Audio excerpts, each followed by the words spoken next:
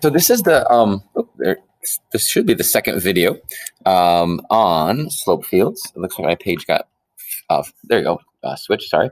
And I'd asked you in the last video to go ahead and draw out the slope field for this particular example. So I already have it filled out. If you haven't, you might want to pause the video and fill this out. And so we get this image. And you know, to me, it looks very circular. Right? It looks like a circle.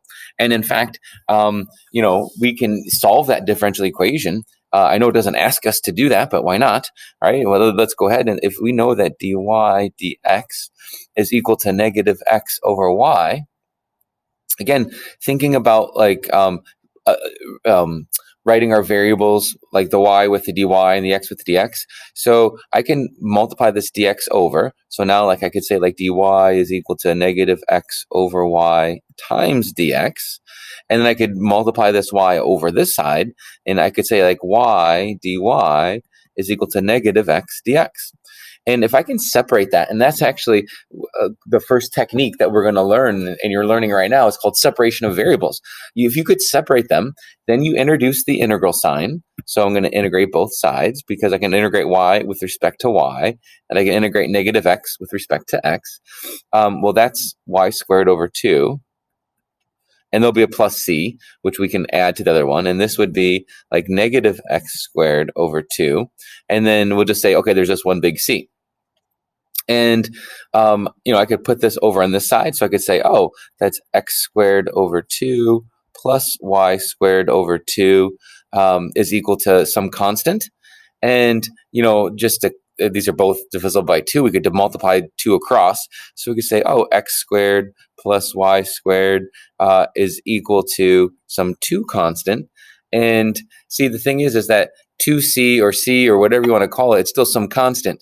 So some textbooks even talk about, well, until you know what your c is, you can just keep relabeling c. So like, so maybe that's constant 1, and then this is like constant 1, but then 2 times constant 1 is still some other constant. So x squared plus y squared equals some different constant. And until we know, it doesn't really matter, right? But we actually do know because it goes through 2, 2. So 2 squared plus 2 squared would be 4. So that constant, right, would be 4.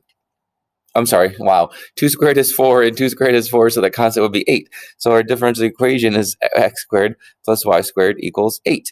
And you know, that's a great equation. We know what that is from geometry. It's a circle centered at 0, 0 with a radius of square root of 8, which would go through that point. So again, thinking about measuring that distance out to there, that's definitely the square root of 8, right? Over 2 up to, so that's root 8 by Pythagorean theorem, and it forms a circle. So if I draw that circle in, just be really careful because it says that y can't be 0. And so, you know, y can't be 0, so we have to make sure we put like a little open dot there so we know it can't be 0. And then, you know, you could continue, oh, there's the bell. You know, you could continue through those points as well. So now, you know, some people may argue or interpret this as like, well, we know y can't be 0 because the derivative is undefined there, which coincides with the fact that there happens to be a vertical tangent line there. So if you filled them in, it would make sense from the context that your derivative is undefined at that point. So I get it. But because the original problem said your y can't be 0, it's not even part of the domain or, you know, or range, I guess, in this case, of the function. Okay. And then one more, not having to draw a slope field, but actually just doing that separation of variables. And that's really where this is leading algebraically. How would you solve this? How do you solve an equation that has both variables and derivatives? And the first technique is we're going to separate them. So I've got x squareds and I've got y's on one side, and I want to separate them. So I'm gonna just like last time, I'm gonna kind of like move that dx over.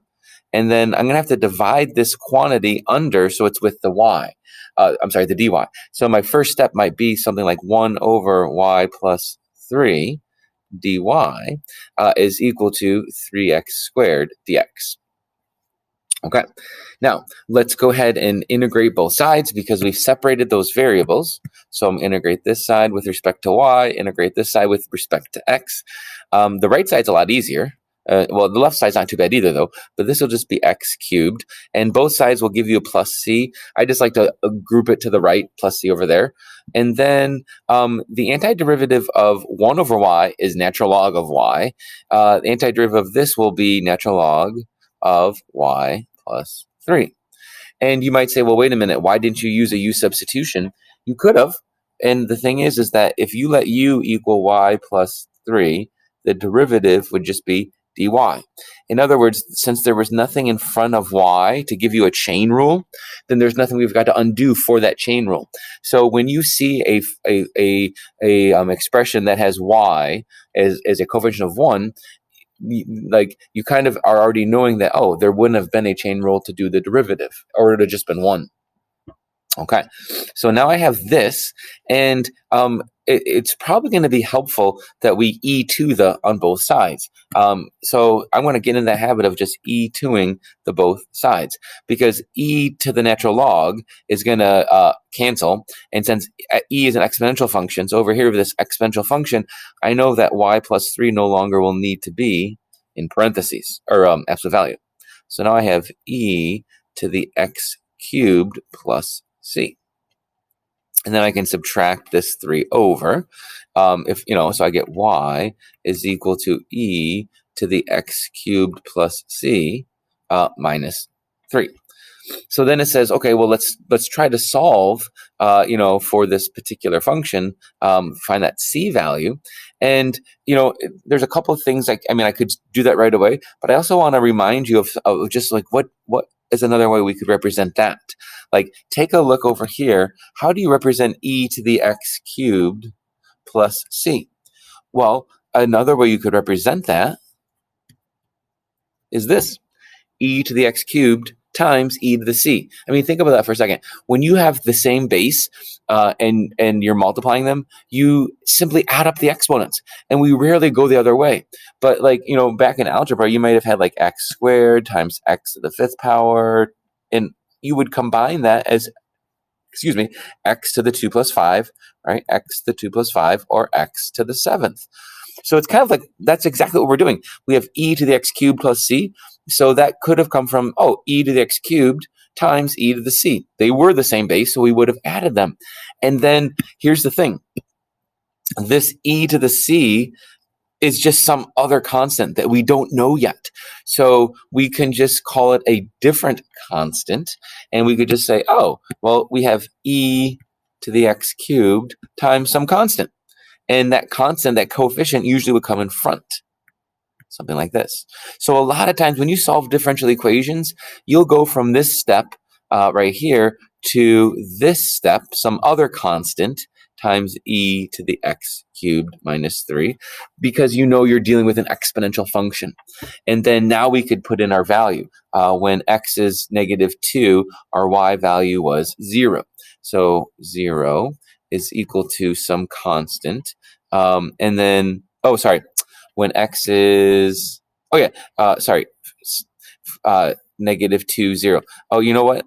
That can, I love that when professors did this in college too. That's a typo. It should be 0, -2. Sorry about that, because I want that to be a lot cleaner. So, our initial condition when x is 0, our y value was -2. So -2 equals c e to the 0 minus 3. Because a lot of times your differential equation will be representing time, and that'll be like your initial condition. So I apologize for that. Add the 3 over, so 1 is equal to constant times e to the 0, so just 1. So I know my constant was 1. So now my exponential function is y is equal to e to the x cubed minus 3. Okay, and again, I apologize about that. 0, -2 should have been the point, not -2, 0. And hopefully I'll make a mention to that in class beforehand so that you know that going into this particular example. Okay, so most of what you'll do on the AP exam isn't drawing slope fields, but it'll be interpreting and solving differential equations. But you probably will be expected to maybe fill in several points several lattice points for a slope field, but not like the whole, like not like a, like 16 by 16 quadrant, where you'd have to fill in so many different values.